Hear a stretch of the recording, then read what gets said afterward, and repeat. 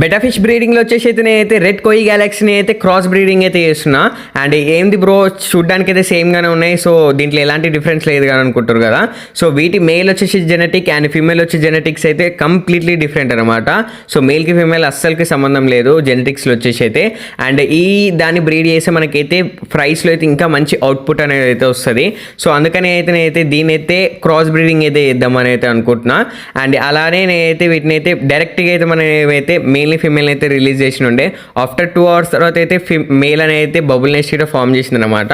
So నేను చేసిన mistake అయితే మీరైతే చేయకండి. సో ఈ లైన్లో వచ్చేసి ఫీమేల్లో వచ్చేసి అయితే కొన్ని ఫీమేల్స్ అయితే ఎల్లో కలర్ ఎగ్స్ అయితే లేసాయి అనమాట. సో దీని మీనింగ్ వచ్చేసి అన్ఫర్టైల్ ఎగ్స్ అనమాట.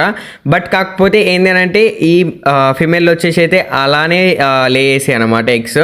అండ్ ఇవైతే అన్ఫర్టైల్ ఎగ్స్ అయితే కావన్నమాట. సో అండ్ నేనైతే అన్ఫర్టైల్ ఎగ్స్ అనుకొని నేనైతే ఈ బ్రీడింగ్ అయితే తీసేసి ఉండే అనమాట. సో మీరు